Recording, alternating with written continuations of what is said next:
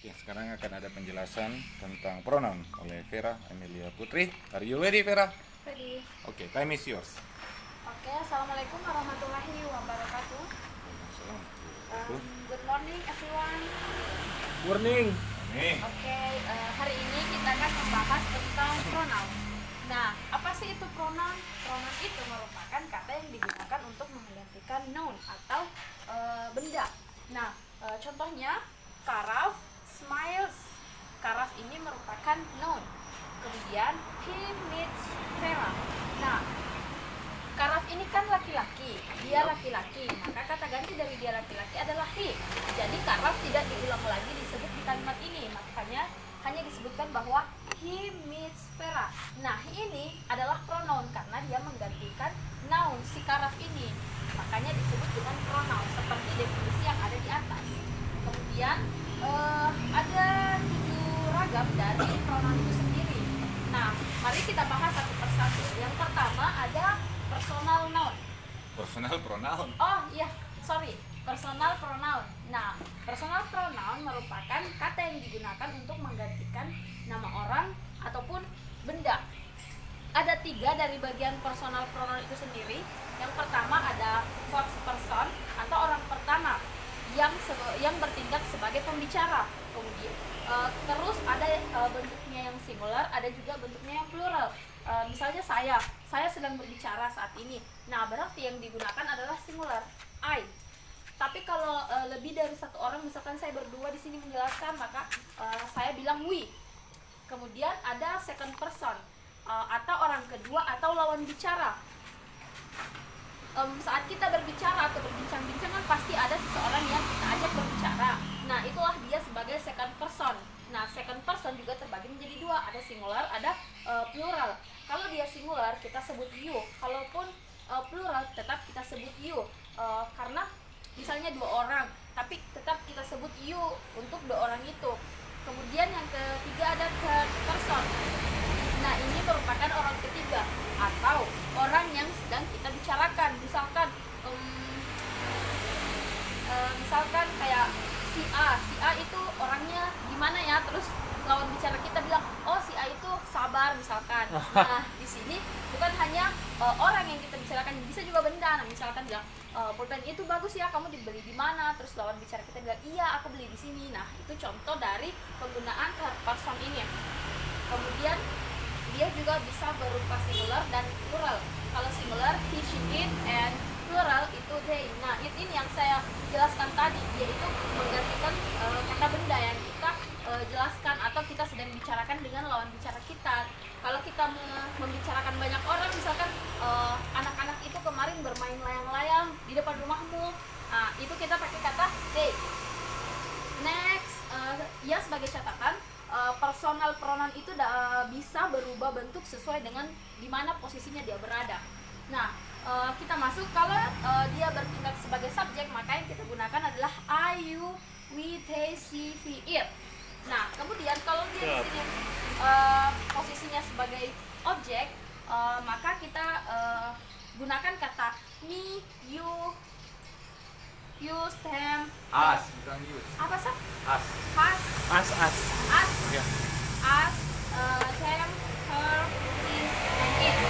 Nah, kalau dia posesif adjektif atau kepemilikan, kita menggunakan my, your, our, her, her, his, Bukan hair, their. hair, There. hair, There. hair, There. hair, There. hair, hair, here, his, Her, bukan her, dia. her, his, and its. Nah, dia pastinya bertemu dengan noun. Kalau dia possessive pronoun, Berapa pulang? kalau dia possessive pronoun itu dia tidak bertemu dengan noun, tapi dia menggunakan mine, yours, ours, theirs, hers, and his. Nah, untuk it Bukan dalam hal here, ini, her. hers, hers. Nah, untuk it dalam hal ini di possessive pronoun itu tidak ada Mana definisinya. Kemudian refleksi pronoun Ngapain? itu menggunakan myself, yourself, bisa juga kalau dia bentuk jamak itu yourselves, ourselves, himself, herself, himself, and itself. Kemudian sebagai catatan, kalau dia bentuknya possessive adjective, maka diikuti dengan noun. Tapi kalau dia possessive pronoun itu tidak diikuti oleh noun itu sendiri. Kemudian kita beralih ke yang kedua, ada reflexive pronoun. Reflexive pronoun ini merupakan kata ganti yang merujuk atau memantul. Nah, anggotanya itu sendiri ada myself, yourself, yourselves, ourselves, themselves, himself, herself, and itself. Itself. Nah, dia itu kayak sesuatu yang memantul atau merujuk ke dirinya sendiri. Dia fungsinya itu yang pertama memberikan penekanan pada subjek. Contohnya, Karaf himself cooks dinner. Karaf memasak makan malam. Nah, himself-nya ini itu penekanan yang diberikan bahwa Karaf betul-betul sendiri pada saat memasak makan malam. Kemudian yang kedua, menggantikan makna alone atau sendirian. Vera lives in a big Vera lives in a big house alone. Nah, alone ini bisa kita ganti menggunakan reflexive pronoun ini. Karena misalkan Vera ini saya anggap sebagai diri saya sendiri, saya yang bercerita. Nah, berarti yang kita gunakan di sini adalah herself karena pronoun dari dia perempuan itu adalah herself. Jadinya Vera lives in a big house by herself. Kemudian yang ketiga, menjadi objek bila subjek dan objeknya sama. Misalkan Aufa loves himself. Aufa ini sebagai subjek dalam bentuk noun. Kemudian loves ini verb, and himself itu objek atau pronoun. Nah, kita berbicara dari segi Aufa. Misalkan saya yang Aufanya ini, berarti I love myself. Dia gunakan my karena untuk dirinya sendiri. Jadi I love myself. Oke, yang ketiga ada apa ini? Reciprocal pronoun. Nah, ini merupakan pronoun yang menunjukkan adanya interaksi atau hubungan antara dua hal atau lebih. Artinya mereka menggunakan makna saling. Anggotanya itu ada each other, yang digunakan untuk dua pihak yang saling berinteraksi, atau one other, yaitu lebih dari dua pihak yang saling berinteraksi. Contohnya, Karin and Vera love each other. Karin dan Vera saling mencintai. Siapa yang saling mencintai? Kedua belah pihak, Karin dan Vera. Karena dua, makanya kita gunakan each other. Nah, kalau yang kedua, our students help one another. Nah, di sini yang terlibat itu bukan hanya dua orang kayak si Karin sama si Vera, tapi dia students berarti ada lebih dari dua siswa yang saling berinteraksi, makanya kita gunakan one another. Kemudian yang keempat ada demonstrative pronoun, yaitu kata yang difungsikan sebagai pronoun. Anggotanya ada dua, ada yang singular sama ada yang plural. Kalau dia singular kita pakai his, kalau plural kita pakai that. Kalau singular itu dia ada dua juga, ada his and that. Kalau plural dia itu his and thought. Kemudian kita masuk ke contohnya. Nah, his eraser is big. Penghapus ini besar. Nah, kita lanjutkan ke kalimat berikutnya. This is old. Artinya ini sudah tua. Nah, ini yang dimaksud, ini yang sudah tua itu adalah si eraser. Jadi eraser ini tidak perlu diulang lagi diucapkan bahwa eraser is old, karena dia jadinya double. Jadi bisa kita ganti dengan kata this. Ini sudah tua. Karena di sini hanya satu penghapus yang dibahas, maka kita pakai this. Kecuali kita bilang 5 penghapus ini sudah tua, maka kita pakai his. Terus Nah, kalau ini contohnya kalau dia bentuk jamak. His pants are big. Pants berarti ada lebih dari satu pulpen, makanya kita pakai di sini his are all. These. These are all. Nah, sebagai catatan, his, that, and his horse plus noun itu dia adalah demonstratif adjektif. Kalau dia his, that, and his horse tidak bertemu dengan noun setelahnya, maka dia masuk ke kategori demonstratif pronoun. Oke, kita lanjut yang kelima. Shopping.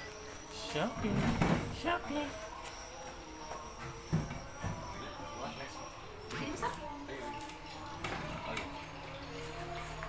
Oke, kita lanjut yang kelima, indefinite pronoun. Nah, ini merupakan kata ganti yang digunakan untuk menggantikan benda yang tidak jelas.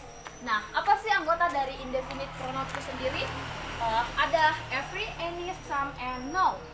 Nah, kalau every dia bertemu body, jadinya everybody. Any jadi anybody, some jadi nobody.